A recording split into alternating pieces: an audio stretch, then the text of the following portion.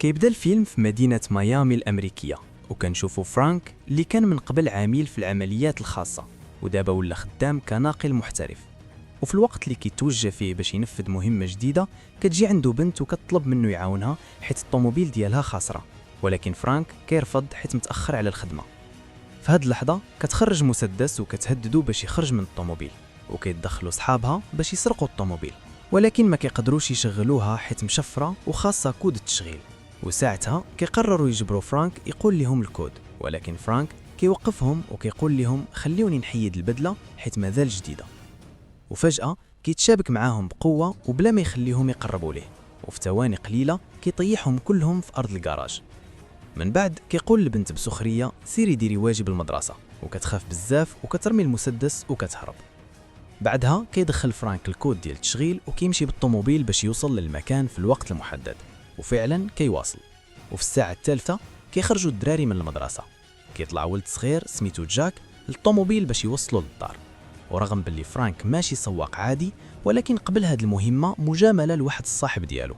وزيد على هاد الشيء جاك كيكون ولد راجل مهم وهو رئيس مكتب مكافحة المخدرات، وبحال هاد المهمة كتكون فيها فلوس مزيانة.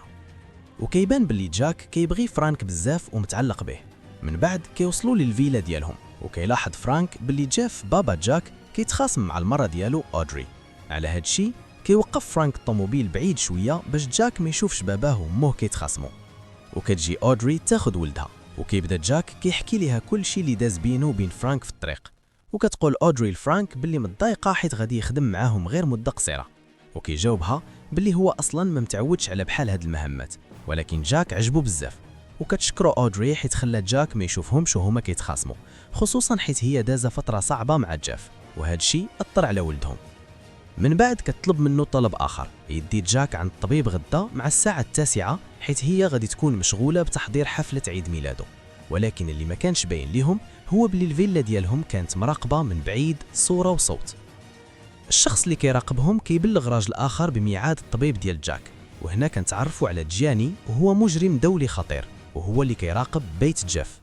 ملي كيعرف باللي الموعد غادي يكون مع الساعة 9 كيطلب من رجاله يوجدوا المعدات ديال المهمة، وهاد المعدات كتكون فيها فيروس خطير بزاف.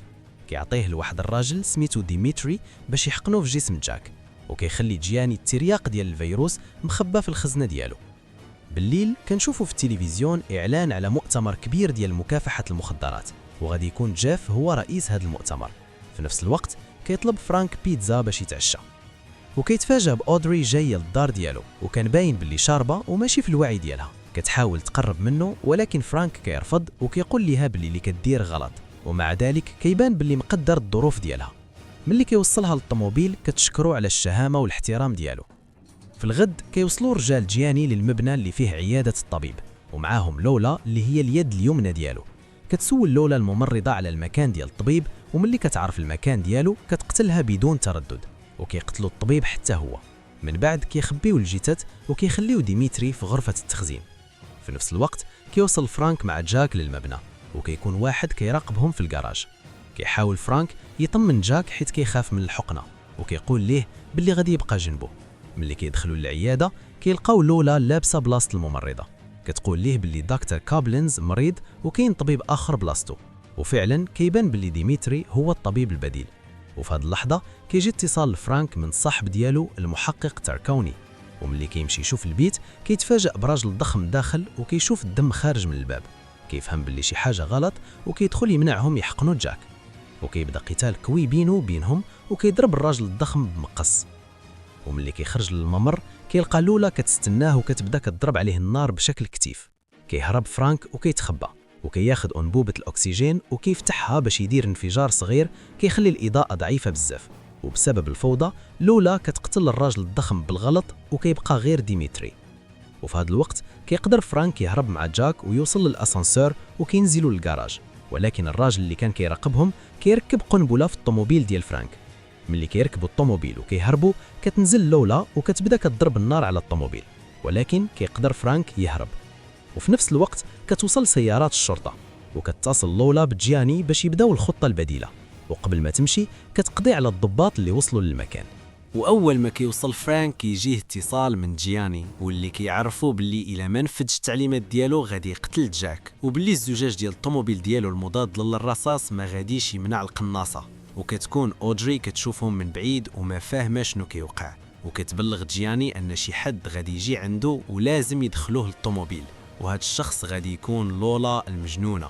ومن بعد ما كيدخلها كتهدو انه الا دار شي حاجه اخرى غادي تقتلو، وكيطلب منه جياني يتحرك فورا.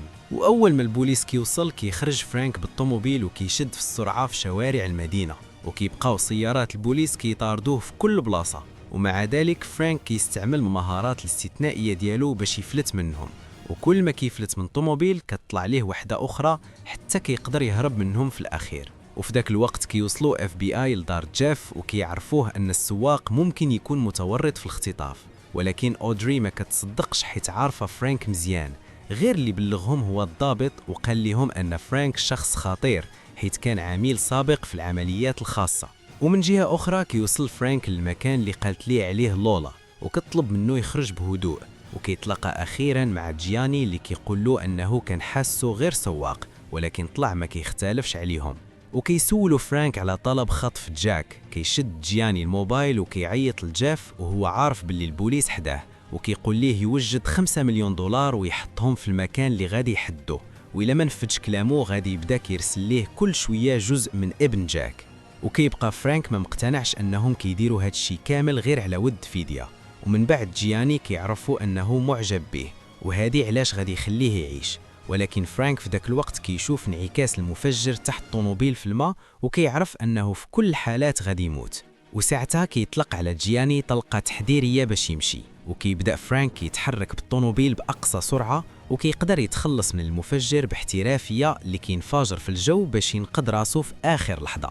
ومن بعد كيتصل بجاف باش يعرفهم انه ما عنده دخل في اللي وقع لجاك، ولكن هما ما كيصدقوش. وكيقدر البوليس يحدد البلاصه ديالو، ولكن ملي كيمشيو ما كيلقاوش غير التليفون.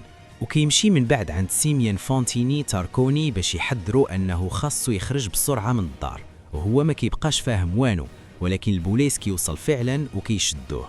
وكيعيط هاد المره لاودري اللي كدير راسها كتهضر مع صاحبتها، وكيعرفها فرانك انه ما عندوش يد في اللي وقع، وان الموضوع ما عندوش علاقه بالفديه حيث محاوله الاحتجاز في العياده، وكيوعدها انه غادي يرجع ليها ولدها. وفي نفس الوقت في الشرطه الضابط كيسول تاركوني علاش ما قالش ليهم من الاول انه محقق، وكيعرفوا انه خدم مع شي ضباط ديال الشرطه وكمان هو ماشي صاحب فرانك. وكيستغرب الضابط حيث كان كيطيب في دارو، وكيعرفهم تاركوني انه فرنسي وهما كيفهموا في الاكل عكس هنا في امريكا. ومن جهه اخرى كيبان فرانك اللي كيوصل لمبنى العياده وكيعيط لغرفه المراقبه باش يجيب لحظه دخول العصابه، وفعلا كيقدر يحمل صوره ديميتري من الجهاز وكيطلع من بعد العياده عبر الاسانسور بلا ما شي حد يشوفه. واول ما كيوصل للعياده كيلقى الحقنه اللي طاحت منهم، ولكن كيبان فجاه صابوتو وكيطلق النار عليه وكتجي في الحقنه. وساعتها كيدخل معهم في اشتباك وكيثبتهم على الارض، وكيشد اي حقنه كاينه باش يتحرك من بعد بهدوء ويخرج من المبنى. وفي نفس الوقت كيمشي جافت اللي كيكون مراقب مزيان من البوليس باش يحط الفلوس كيف ما اتفقوا.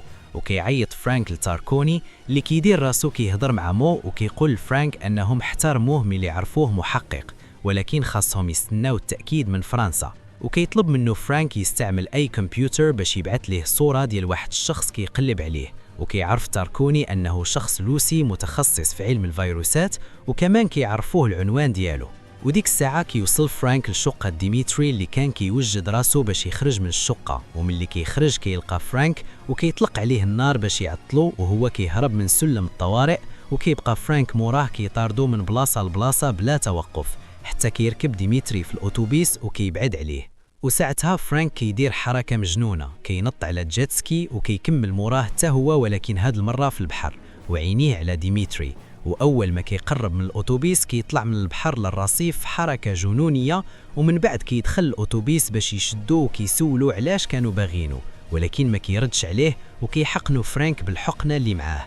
وكيبقى ديميتري مرعوب حيث عارف أن الحقنة فيها فيروس، وكيخرج بسرعة باش يلحق ياخد الترياق. ومن الجهة الأخرى كتكون الشرطة مستغربة حيث جياني ما خداش الفلوس حتى لدابا، وكتكون أودري متضايقة حيت ما قادرين يوصلوا لحتى حاجة، ولكن فجأة كيجيهم خبر أنهم لقاو جاك وهو داخل طوموبيل مقفولة، وداكشي علاش كيقرروا يحلوها بجهاز آلي حيت خايفين يكون فخ، ولكن الجهاز في داك الوقت كيتعطل، وكيقول ليها الضابط أنهم غادي يبدلوا الجهاز، ولكن أودري كتجنن من الانتظار وكتقرر تفرد وتجري تحل هي الطوموبيل. والمفاجأة أن جاك فعلا كاين لداخل وهو حتى هو في حالة مزيانة، ولكن كيكونوا مرتقبين من جياني.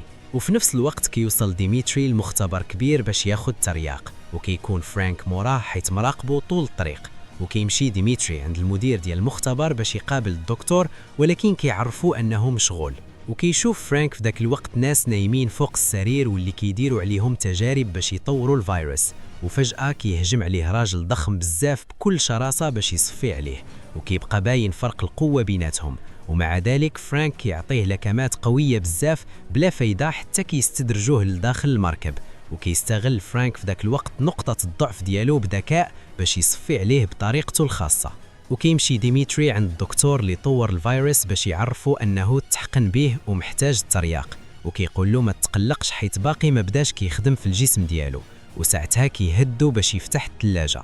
ولما ما كيبقاش كاين غير جوج ديال القراعي، وحده ديالو وحده ديال المدير، كيضطر ديميتري كيحتاجز المدير باش ياخذ القارورة ديالو. وفي ذاك الوقت كيدخل فرانك وكيقول له أن الحقنة ديال الدمية ماشي بفيروس، وقبل ما ديميتري يقتلهم كيسبقوا فرانك وكيصفي عليه، وكمان كيضرب الدكتور قبل ما يعرف، وكيبقى باغي يفهم كل شيء على الفيروس. وكيقول له الدكتور أن المعدل الجيني معدي، وإلى المصاب ما خداش الترياق قبل 24 ساعة غادي يموت، وزيد عليها إلى تنفس في وجه شي حد كيعديه فوراً. ولما كيطلب منه الترياق كيرمي الدكتور القارورة من الشباك، كينط فرانك موراها باش يلحقها، ولكن في الأخير كتطيح منه، وكيحاول داك الساعة ياخد واحدة من وسط زحام الطوموبيلات، ولكن كيلقاها تكسرات، وبالتالي ما كيبقاش قدامه غير القارورة الثانية. كيجري بأقصى سرعة وكيقدر يلحقها في آخر لحظة قبل ما الطوموبيل يدوز عليها، وبهذا كيقدر ينقذ بها جاك. ولما كيشوفوا الدكتور كيقول لهم عنده التهاب بسيط ولكن حالته مستقرة، وكيواعد جاف ومراته باللي من بعد المؤتمر غادي يعوضهم على الأيام اللي دازوا. وفي ذاك الوقت كيكح كمال هو كيعاني من الالتهاب.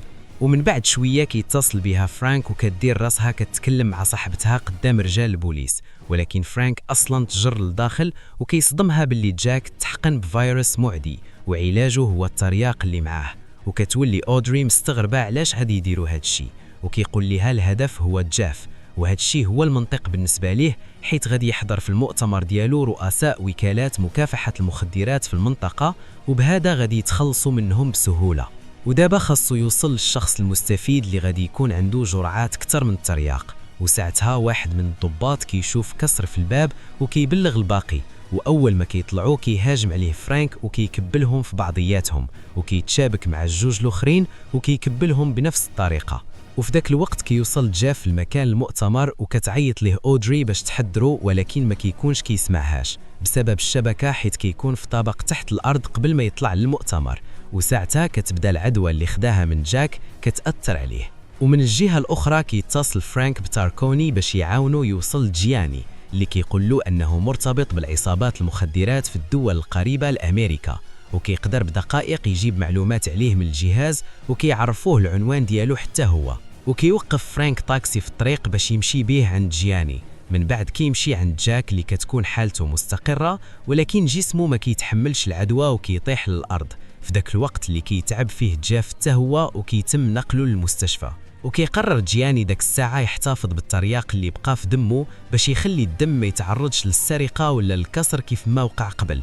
وفجأة كيقتحم فرانك البلاصة باش يصفي حسابه معاه، ولكن رجال جياني كيبقاو يضربوا النار على الطاكسي حتى كتسالي الذخيرة، وكيكون فرانك وصاحب الطاكسي أصلا هربوا للكراج.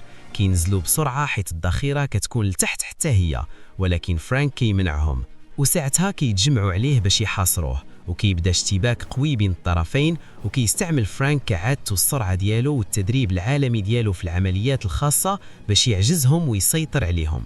وكيبقى سواق الطاكسي فرحان بالطوموبيل الجديدة ديالو، ولما كيخرج من الكراج كيلقى جوج وكيهدوا بالسلاح، ولكن فرانك كيهجم عليهم بخراطيم ديال الماء وكيبقى كيبان ليهم من جديد كل مرة حتى كيتخلص منهم في الأخير. ومن بعد كيمشي عند جياني باش يقتلوه، ولكن كيفهموا باللي جاي على ود الترياق، والترياق دابا داخل في دمه، وإلا قتلوه غادي يموت كل شيء اللي كيعرف. وكيسولوا فرانك على السبب الحقيقي لهذا الشيء كامل، وكيعرف باللي الموضوع ماشي شخصي حيت كيخدم مع اللي كيدفع أكثر، واتحاد عصابات المخدرات في كولومبيا هما اللي وظفوه باش يتخلصوا من الخصوم ديالهم. وساعتها كتظهر لولا المجنونة معها السلاح ديالها باش تخرج جياني ويلحق الطيارة ديالو، ومن بعد كيتشابك فرانك معها ولكن بلا ما شي واحد يصيب الآخر، وكتبدا تدير حركات بهلوانية على أمل توقفه، ولكن فرانك بحركة واحدة كيصفي عليها بالطريقة اللي تستاهلها، وكيشد طوموبيل لامبورجيني باش يلحق جياني قبل ما يهرب، وكيبقى سايق بأقصى سرعة في الطريق وعينيه على طيارة هليكوبتر، وفعلا كيهبط جياني من بعد عند الطيارة اللي غادي تديه لكولومبيا، وكيبقى فرانك موراه بأقصى سرعة ممكنة، وكيقدر بحركة مجنونة يلحق الطيارة قبل ما الطوموبيل ينفجر، وكيكون جياني حاس براسو فلت. لكن فجأة كيبان فرانك وكيقتل مساعد الطيار، وأول ما كيشوفوه كيخرج المسدس وكيقول ليه يقعد باش يتعارفوا، لكن فرانك كيقلب الطابلة وكيهجم عليه بعنف، وساعتها كيقتل جوني الطيار بالغلط وكيختل توازن الطيارة، ومع ذلك القتال كيبقى مستمر بيناتهم، وكل واحد كيحاول يسيطر على الآخر حتى كتهبط الطيارة في المحيط. ومن بعد شوية كيقلب فرانك على جوني اللي كيفاجئه وكيحاول يخنقه بكل قوته، لكن فرانك كيعطيه الضربة القاضية وكيلبسه سترة النجاة وكيطلع به للفوق، حيث بطبيعة الحال حياته مهمة بسبب الترياق اللي في دمه. ومن بعد أيام كيمشي فرانك باش يطمن على عائلة أودري من بعد ما خداو الترياق، وكيشوفهم فرحانين وما كيرضاش يدخل، وكيعطي الورد اللي معاه للممرضة اللي غادي تخليهم لي داخل، وكيمشي من بعد باش يدي صاحبه للمطار، وكيبقى سواق التاكسي هو المستفيد الأكبر من بعد ما خدا طوموبيل عمره ما كان يحلم بها. وقبل ما يسافر تاركوني كيشكر فرانك على الرحلة اللي ما شافش فيها نهار زوين، وكيودعوا بعضهم للإجازة اللي جاية. ومنين كيركب فرانك طوموبيلو كيجيوه طلب خدمة جديدة، وكيوافق على الطلب. وهنا كتسالي قصة الجزء الثاني من الفيلم. دير لايك إذا عجبك الفيديو، وشارك في القناة باش تشوف الجزء الثالث أول ما يهبط. سلام.